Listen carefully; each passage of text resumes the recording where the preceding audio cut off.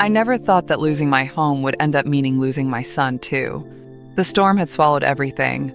Rain pouring sideways, shingles ripped off like paper. The roof groaned once, then collapsed. My house, my little refuge, destroyed in a single furious night. So I did the only thing that made sense. I drove to Tom's. It was nearly midnight when I got there. My windshield wipers squeaked in protest, and the headlights blurred through the rain. I remember sitting there for a full minute before stepping out, just breathing, rehearsing how to say it without sounding desperate. But of course, I was desperate. My house was unlivable. My savings were nearly gone. And my bones had started aching in that deep, marrow kind of way that always warned me a cold night was coming. I knocked. The porch light flicked on after a pause, and there he was, my son, taller now, thicker in the shoulders, same crooked brow that used to furrow when he got nervous about spelling bees. He didn't open the door fully, just leaned on the frame and stared like he wasn't sure if I was real. "Tom," I said, my voice cracking. "The house, it's gone," he blinked. "Gone?" Roof caved in. Everything's soaked. I didn't know where else to go. Behind him, Amanda appeared, holding a dish towel. She didn't say anything, just hovered, watching. Tom rubbed the back of his neck. "Yeah, that's awful, Mom, but we don't really have the space," I laughed. Not because it was funny, but because it was absurd. "What?" He shrugged, eyes darting back toward Amanda like he needed backup. "We've got the baby stuff in the guest room now, and Amanda's mom is coming in a few days." Amanda didn't contradict him, just shifted her weight and stared past me into the dark like this wasn't her problem. I looked down at my suitcase still in the trunk, the same one I used when I came to help them after each of the kids was born. The one Amanda called our lucky bag, because I always packed something they forgot. "I can just stay for a couple nights," I whispered, "until I figure something out." Tom crossed his arms. "I mean, you could maybe sleep in your car?" I stared at him. I searched his face for some sign he was joking, that he'd pull me into a hug and say, "Of course, Mom, come in, you're home." But he didn't. He kept the screen door latched like I was a stranger, like I was selling something. Amanda stepped back inside without a word. The porch light was too bright. I could feel it picking at my flaws, the lines around my mouth, the wet sweater clinging to my chest, the way my shoes squeaked like they didn't belong anywhere. My voice turned small. "Tom, it's me." He wouldn't meet my eyes. "We just can't right now, Mom." So I nodded. Once. Mechanical. "Okay." I walked back to the car, sat down, closed the door gently, like I didn't want to wake a child who wasn't even mine to comfort anymore. The driveway gravel crunched behind me. I didn't turn to see if he watched. I didn't want to know. I sat in silence while the storm pressed its cold weight against the windows. And that was it. That was the moment. No yelling. No betrayal screamed in rage. Just 6 soft words that shattered something I didn't know could still break. "We don't have room for you." And the quiet that followed was worse than any storm. The first night in the car, I kept the engine off to save gas. It was freezing. Not the kind that stings, but the kind that settles into your joints like it's moving in for good. My knees ached. My neck stiffened from the angle I'd twisted in the driver's seat. The parking lot behind the strip mall was empty, except for a few delivery trucks that came and went in the early hours. I parked between a dumpster and a broken streetlight, not because it was safe, just because it was hidden. I spread my coat across my legs like a blanket. My breath fogged up the windshield. Every few minutes, I had to wipe it down with a tissue, just to see out, just to feel like I still had some control. I didn't cry. I thought I might. But the tears felt too heavy to carry. Instead, I stared at the glove box, at the little sticker I put there years ago when the grandkids were toddlers, a sparkly gold star that said, "Awesome." I remember sticking it there when Tom's oldest got potty trained. He was so proud. I kept it up for him. And now it was just a reminder of how small I'd become in their world. My phone buzzed once that night, a text from a neighbor checking in about the storm damage. I didn't respond. What would I say? "I'm fine. Just sleeping behind a Dollar Tree." I pulled out the envelope of photos I always kept in the car. Just habit. The boys at the beach, Tom in his high school football jersey, me and Amanda from their wedding, her arm around me like we were real family. That was when the panic started to creep in. Not just about the cold, not about the hunger twisting in my stomach, but about how fast it all fell apart.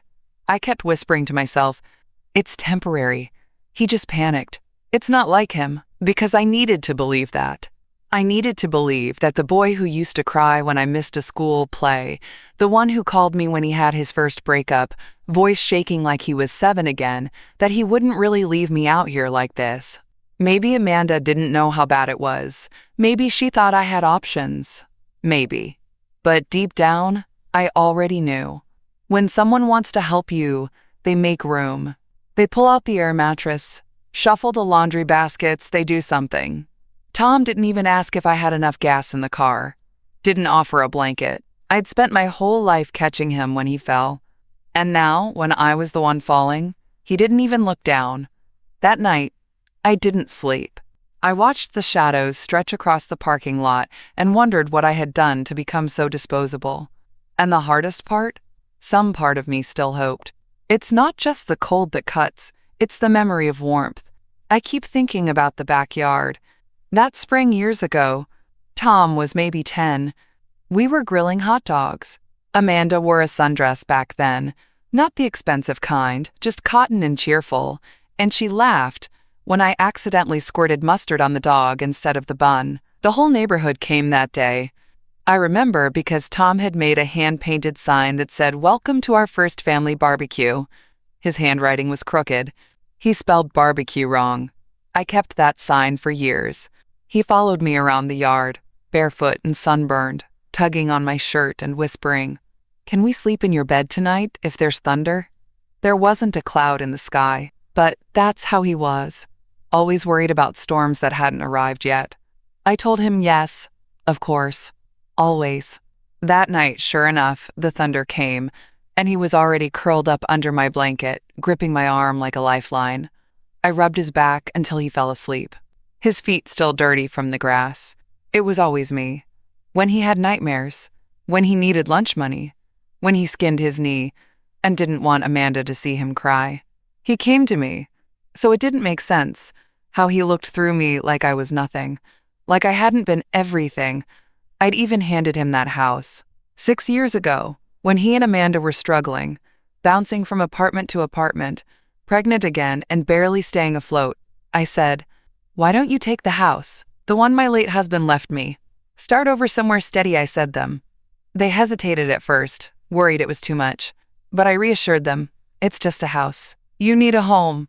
I helped pack, drove truckloads of baby gear, painted the nursery yellow, gave them the guest room furniture, and bought a secondhand crib off Facebook Marketplace. But now I remember something. I never filed the title change. I filled out the transfer form, but I never mailed it. I told myself I'd do it once they got settled. But life got in the way. Doctor's appointments, Amanda's job search, a bout of shingles that knocked me off my feet for weeks. And then I just forgot. They moved in like it was theirs, started calling it our place, and I let them. I never corrected anyone, because I trusted them, because they were my family. I'm remembering all this now, sitting in a parking lot with cramping legs and a wet pillow, wondering how I went from mom to problem. And that moment something shifted in me. I knew I can't carry on like this.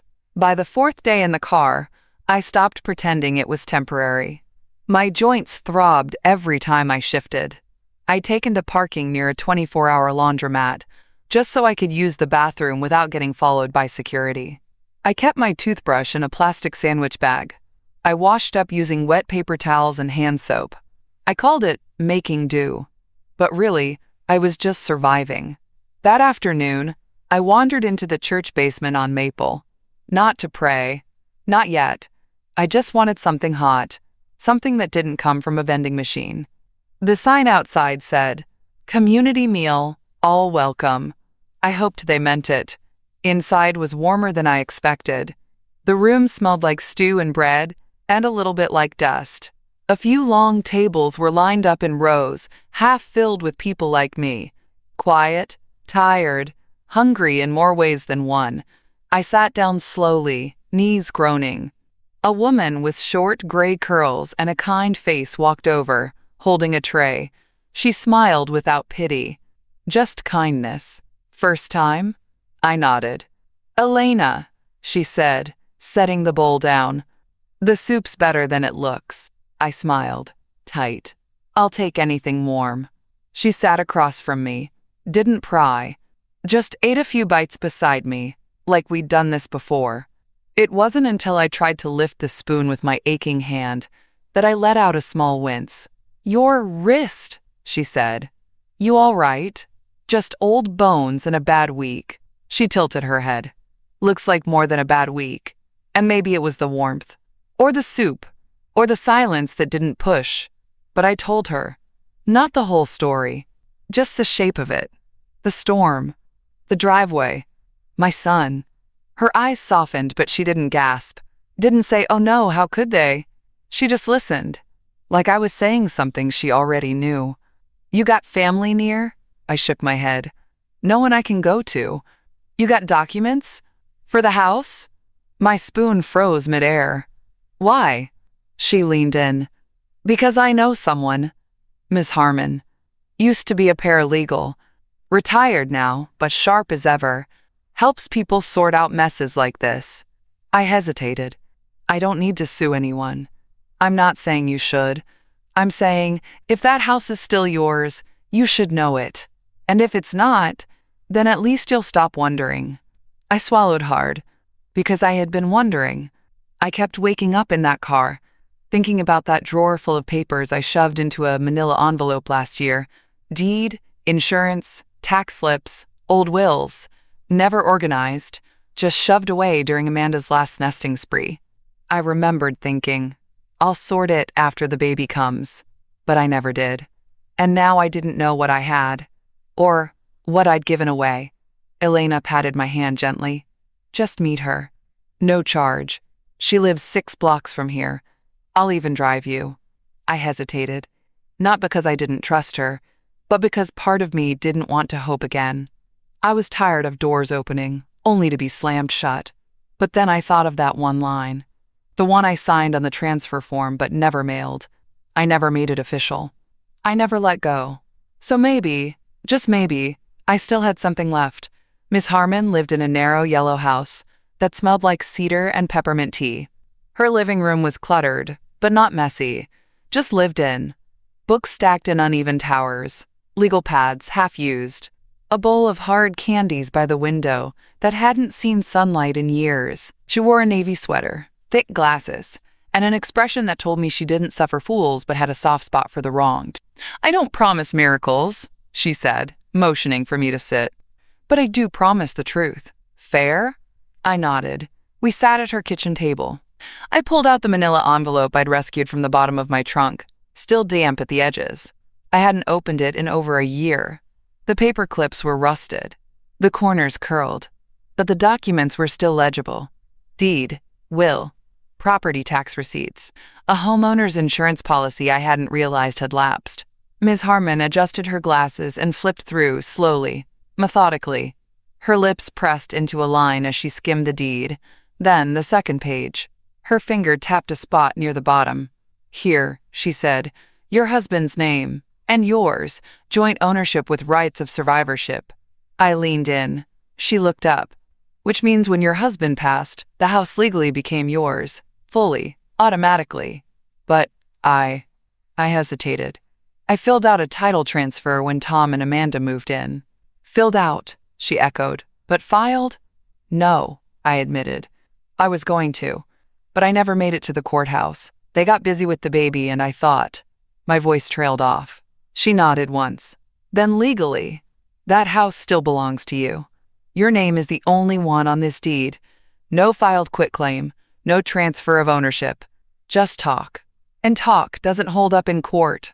I blinked. It didn't feel real. They've been living there for almost 6 years, I murmured. Doesn't matter. Possession isn't ownership, not in cases like this. Not without tenancy agreements or title changes. I sat back in my chair, the weight of that one sentence sinking deep into my chest. I still owned it. After everything, after being left on a porch in the rain, after nights in the car, after Amanda's silence and Tom's shrug, I still owned that house. Ms. Harmon didn't gloat. She just pushed the papers gently toward me. Do you want to take it back? That question cracked something open in me. Because I didn't know the answer yet. What I wanted, what I deserved, didn't feel like the same thing. I looked down at the rusted paperclip, at the half-torn envelope, at my own name, printed clearly next to my husband's. My name. Not Amanda's, not Tom's. Mine. Ms. Harmon stood slowly. There's a legal aid office downtown. Pro bono housing advice. I know a lawyer there. Good one. Young, hungry. You bring these papers, he'll know what to do next. I didn't move. I just sat there, staring at the one thing I hadn't expected to find after all this time. Leverage. After months of being made small, dismissed, discarded, I still had something they didn't know I had. Proof. Ms. Harmon placed a hand gently on my shoulder before she walked me to the door. They took advantage of what you gave, not what you owed. Remember the difference. Outside, the wind had died down. The sky was pale and quiet. I stood on the porch a long time, holding that envelope like it weighed more than it used to. Because maybe it did. The legal aid office sat between a pawn shop and a payday loan place. Fitting, I thought. All the places people go when they've run out of options. I almost didn't walk in. I stood outside for a full minute, one hand on the handle, the other gripping that manila envelope like it was a flotation device. Because once you start asking the law to back you up, there's no more pretending things might fix themselves. Inside, the air was stale and fluorescent. A woman behind a chipped desk handed me a clipboard. Have a seat, he'll be with you shortly. 10 minutes later, a man called my name. He couldn't have been more than 30. Skinny, brown hair, nervous energy in his hands. His name tag said, E. Ramos. We sat in a small office with a wobbly table and mismatched chairs. I handed him the envelope, watched his eyebrows rise as he flipped through each page. You still have the original deed? He asked. I never gave it away, I said. He nodded. And you never filed a title transfer. No quitclaim. No power of attorney. Nothing signed over, officially. No. He leaned back in his chair and tapped his pen. Then you're the legal owner of that house. Full stop. The words should have made me feel triumphant. Instead, I just felt tired. What happens if I take it back? I asked. My voice was quieter than I meant. He folded his hands. They'll get a notice. 60 days, maybe 90, depending on local law. If they contest it, it could go to mediation. If they refuse to leave after the deadline, you'd file for possession. The court almost always sides with the rightful owner, which would be you. But they live there, I said. My grandkids sleep there. They built their life on it. He didn't flinch, just said gently, and you gave them that chance. You helped them build. But they shut the door on you when you needed a hand. You're not taking anything. You're reclaiming what they treated like garbage. I stared at a crack in the linoleum floor. Does it make me heartless? I whispered. He shook his head. No, ma'am. It makes you human.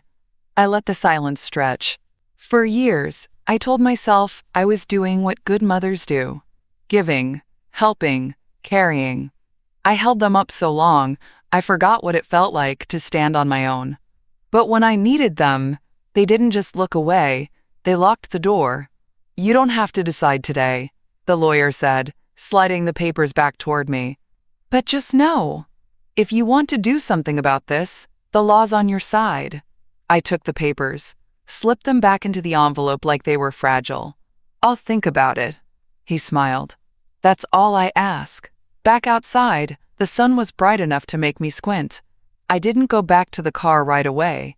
I just stood there on the sidewalk, envelope in hand, watching the world pass like I'd just been handed two lives, the one where I stayed silent and forgave what shouldn't be forgiven, and the one where I finally stopped making excuses. One of them would break me slowly.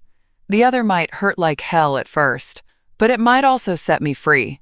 When I got back to the car, I sat there for almost an hour, watching the wind lift dead leaves across the sidewalk. But something in me hesitated. Not because I didn't want the house back, because I still wanted to believe it wasn't necessary. I kept imagining Tom calling me out of the blue, saying, "Mom, we messed up. Come home." I imagined Amanda's voice softer for once, asking if I needed anything, offering to bring the kids by. I imagined them remembering who I was, what I'd done. But that call never came.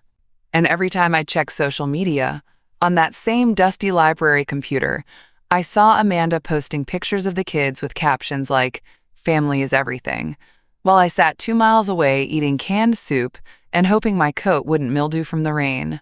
I wasn't family anymore, not to them. So I drove to the lawyer the next morning, same tired receptionist with the chipped nail polish. But this time, I didn't flinch when she asked. "Here to follow up?" I nodded. "Yes, I want to move forward." When I sat down in the back room with Mr. Ramos, the young lawyer, I slid the deed across the table like it weighed 100 pounds, but I didn't hesitate. He opened his laptop, fingers flying across the keys. "You want to send the 60-day notice formally?" "Yes." His voice softened. "Are you sure you're ready for what that sets in motion?" I wanted to say no, that I wasn't ready, that some stupid part of me was still hoping Tom would call and say, "We didn't mean it, please come back." But that call hadn't come, and it wouldn't, so I just said, "Send it." He printed the letter on official letterhead, folded it with clean, practiced movements, and slid it into an envelope. Not rushed, not hesitant, just certain. "This goes by certified mail," he said. "They'll sign for it. That starts the 60-day clock. After that, if they haven't left, we can begin the possession process." I stared at the envelope in his hand. My son's name printed neatly next to Amanda's. It didn't feel good. It didn't feel bad. It just felt necessary. He stood to drop it in the outgoing legal bin. I almost told him to wait, but I didn't. Because this time, someone else could carry the weight. This time, I wasn't fighting alone. After the office, I walked to the library across the street. Just wandered, let my fingers skim across the spines of books I used to love. Gardening, recipes, memoirs, things that once felt like me. I didn't sit down. I didn't check email. I just needed the hush of it. The way libraries carry your grief without asking questions. Outside, in the parking lot, I finally let myself exhale. The notice was sent. Legally, officially, irrevocably sent. And yet, part of me still whispered, maybe they'll apologize. It had been almost 2 weeks since I stood on that porch, suitcase still in the trunk. 3 weeks since Tom told me to sleep in my car. Since Amanda walked away like I wasn't the woman who rocked her babies to sleep while she found herself at yoga and wine tastings. But the kids, they were still mine. At least I thought so. I didn't want to make a scene. I didn't even get out of the car at first. I just parked across from the elementary school and waited until recess, hoping for a glimpse, hoping they'd be wearing those neon green jackets I bought them last Christmas. At 10:37 a.m., I saw them, chasing each other across the blacktop, laughing, faces red from the cold.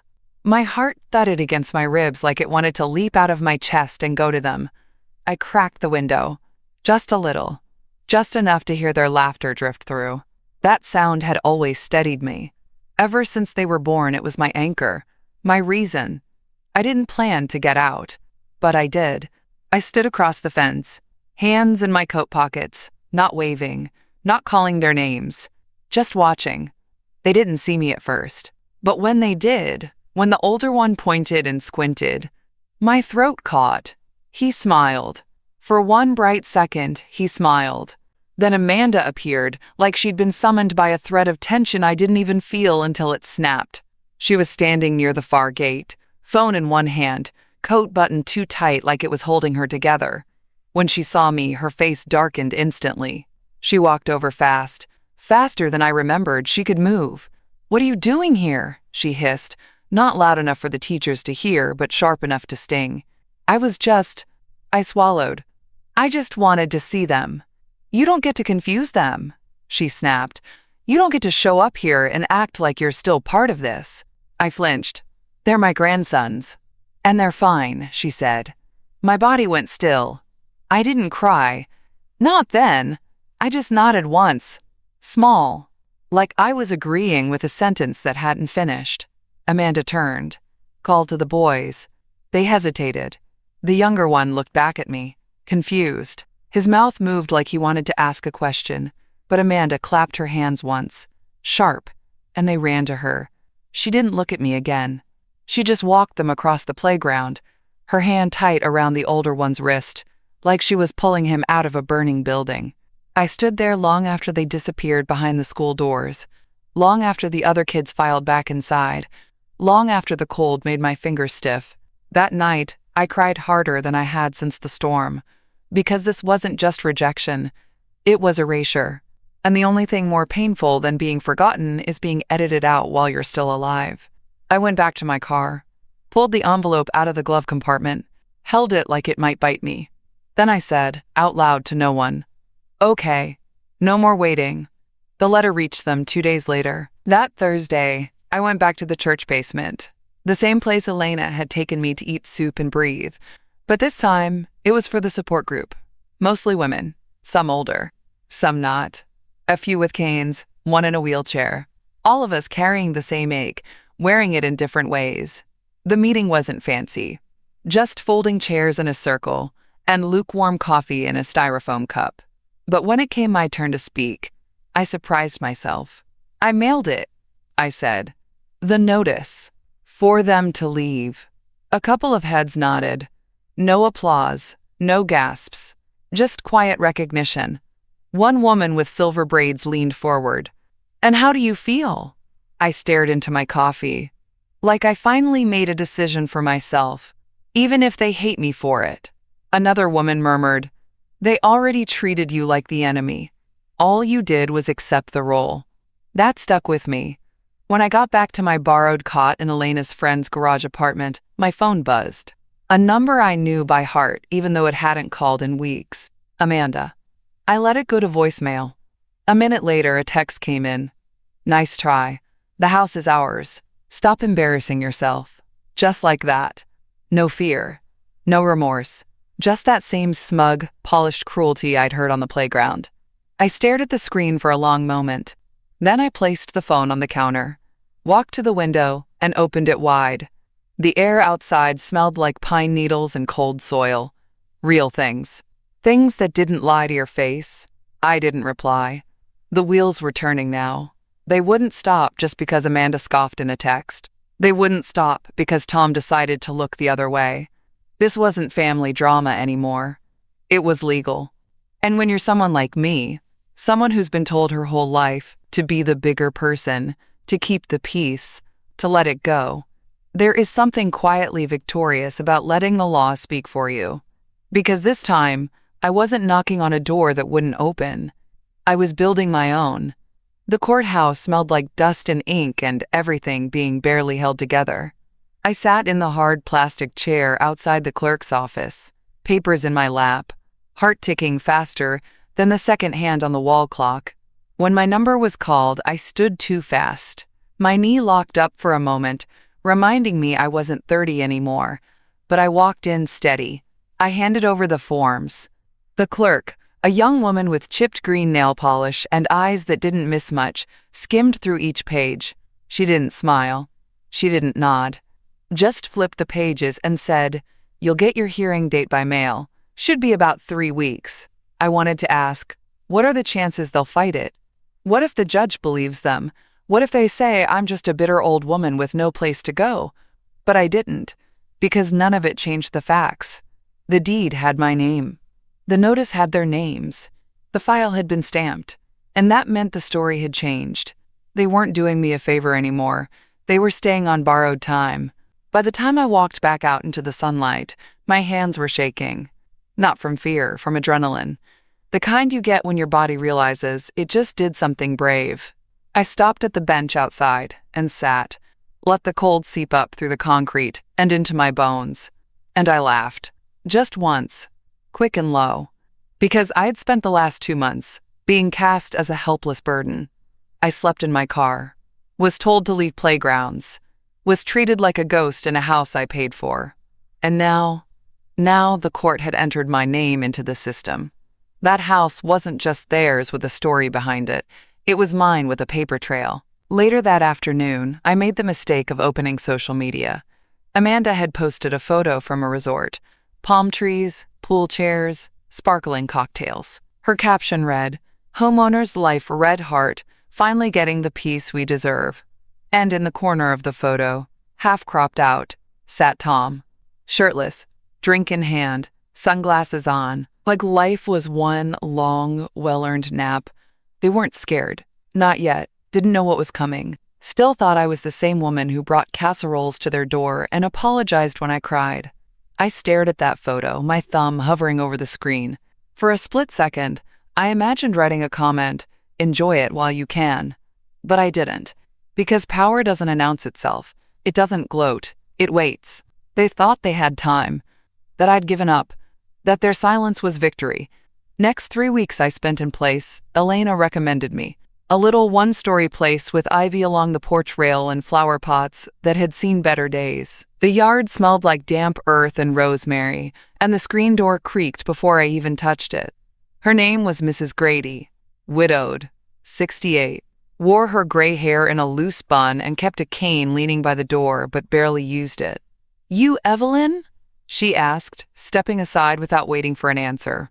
"Rooms in the back, bathrooms down the hall. Rent's due monthly, but we don't fuss here. You do your part, I do mine." That was it. No interview, no judgment, just space.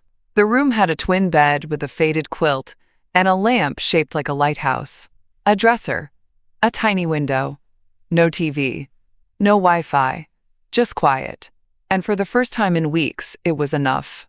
Those 3 weeks went by in a blink. Mrs. Grady was super sweet. We talked about life every day, and for once I didn't feel like a ghost in my own story. The courtroom was colder than I expected, and smaller. Not like TV, no grand declarations, no banging gavels, just tired walls, a dusty flag, and a judge with reading glasses halfway down her nose. I wore my best blouse, the same one I wore to Tom's wedding. I remember how Amanda hugged me that day, all teeth and perfume, whispering, "You're the reason this is possible." I guess she meant that differently now. Tom showed up late. He walked in looking confused, or maybe pretending to be.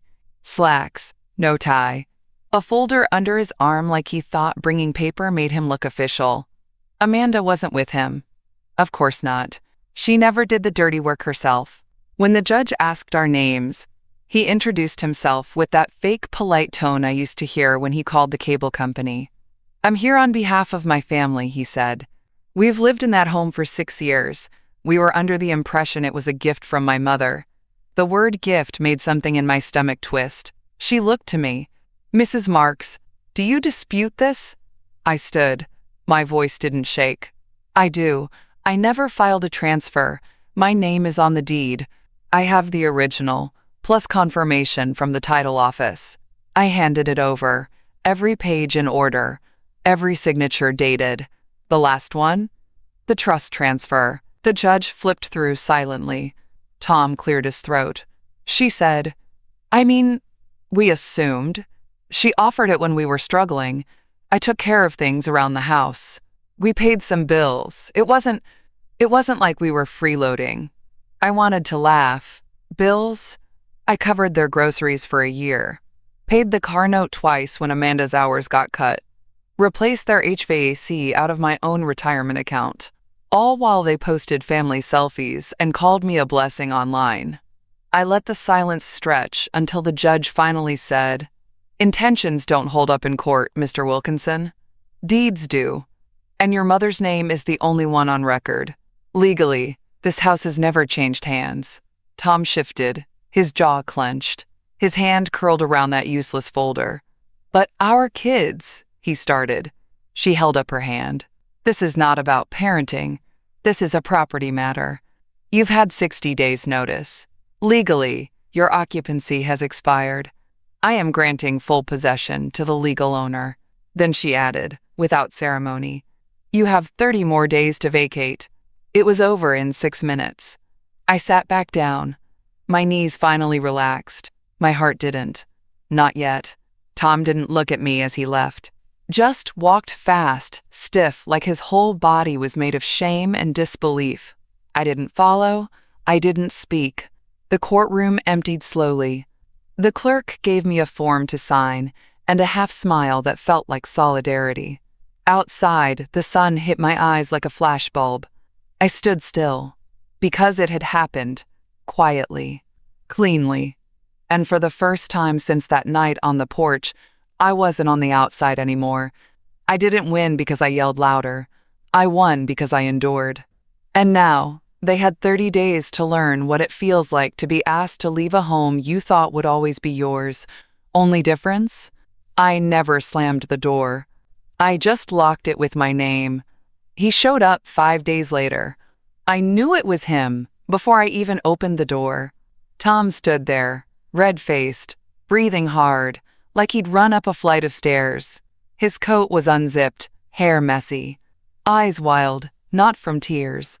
No, those would have been too honest, but from panic, from anger dressed up as desperation. "You're ruining our lives," he snapped. No, hello. No, how are you? No acknowledgement that he hadn't spoken to me in over a month. Just that. "You're ruining our lives." I didn't answer. Not right away. I stepped back slightly, leaving the door half open, one hand still on the frame. I didn't invite him in. I didn't even gesture. I just looked at him. He took it as permission to keep going. "Amanda's freaking out. The kids are scared.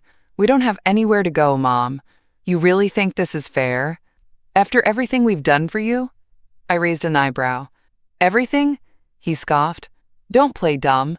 We let you live with us for years." "No," I said, calm, flat. "You lived in my house. For free. I gave you food, helped with bills, babysat every time you asked. You didn't let me stay. You let me be useful. Until I wasn't." He looked thrown for half a second. Then he tried again. "We have kids, Mom. You're seriously okay with putting them out on the street?" That one cut. He knew it would. But I didn't flinch. I kept my voice even. "They're not being put out. They're being moved out. There's a difference. And the reason they're in this mess is because you two thought kindness was ownership." His face twisted. "You really want to die alone in that house? That's what this is about?" I shook my head. "No, Tom. I want to live with my dignity intact, and I couldn't do that in a home where I wasn't welcome." He stepped forward, just half a step, but I saw it. That edge, that instinct to intimidate, to guilt me into undoing everything. I didn't back up. I didn't blink. "I begged you that night," I said. "Do you remember? I stood on your porch, soaked through, shaking. I asked for 2 nights, just until I figured things out." He didn't respond. I took a breath, let the silence settle. "And you told me to sleep in my car." His jaw worked, but no words came. I stepped back and gently began to close the door. "Don't come here again," I said. "Next time, send your lawyer." He looked stunned, like the air had left the hallway. "You're choosing this?" he said, voice smaller now. "You're choosing being alone?" I paused, just before the latch clicked. "No, Tom. I'm choosing myself, for the first time in a long, long time." Then I closed the door, locked it, and for the first time since this all began, I didn't feel cruel. I felt clear. They'd mistaken my silence for surrender, my love for permission, my patience for weakness. Not anymore. This wasn't revenge. This was resolution. A month later, I stood on the porch of my own house once again. It clinked softly as the eviction officer stepped up beside me, clipboard in hand. "Do you want to go inside, ma'am?" he asked gently. "No," I said. "This is where I need to be." The SUV was already in the driveway. Amanda stood, with the back hatch open, arms crossed, face hard. Her lips pressed into a line so thin it barely existed. Tom was in the house, dragging boxes out in silence. The kids weren't there. Thank God for that. The officer didn't have to say much. The order had been posted for 2 days. This was just the last piece. The physical move out, the legal closure. I'd followed every step, every form, every deadline. Not one corner cut. Not one threat made. I watched them move box after box. My plates, my photos. The throw blanket I crocheted one winter when the heater was acting up. Amanda set it down like it was trash. She looked up. Eyes met mine. "You happy?" she hissed. "You got what you wanted?" I didn't answer. Because it wasn't about wanting this. It was about needing to survive. Tom stepped out next, sweat on his brow, frustration in every movement. He wouldn't look at me. They had emptied the house the same way they had emptied me, like I was temporary, like I was a placeholder for a life they thought they deserved more than I did. They packed it all up, their self-importance, their entitlement, their smug captions and wine night pity parties, all of it, stuffed into cardboard. Amanda passed me again, close this time, closer than she needed to be. "Hope you enjoy dying alone in that dusty old house," she said under her breath. "That's all you'll have left." I turned to her slowly and calmly replied, "Better alone than used." She blinked. I don't think she expected a response. Not from the woman who used to stay quiet. The one who watched their kids and covered their bills and cleaned their fridge when they left it to rot. The one who begged on a porch for shelter. That woman was gone. The SUV door slammed. The officer gave a small nod. "They're off the property. Do you want to go in now?" I didn't move yet. I watched their taillights as they turned the corner. No one waved. No one looked back. But I didn't need them to. I reached for the key, my key, and stepped into the house. The air inside was still, some drawers open, one closet left half full, dust on the baseboards, as if even the walls were tired. I walked through slowly, touching nothing, just breathing, just feeling. The living room still held the outline of their couch in the carpet, but it was empty now, every trace of them gone, except me.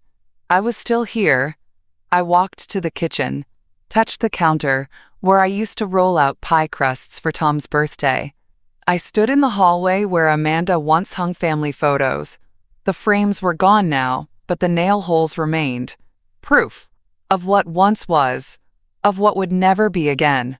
Then I climbed the stairs, slowly, carefully, and opened the bedroom door. Sunlight poured through the window like a quiet kind of blessing. If Tom ever calls again, I might answer. I might not. It depends on the tone, the words, the humility. But I know one thing. I won't be returning to that version of me ever again. The one who stayed quiet while others took. The rocking chair squeaks. A bird lands near my foot. I lean down and scatter crumbs from the toast I ate earlier. Let the garden stay full.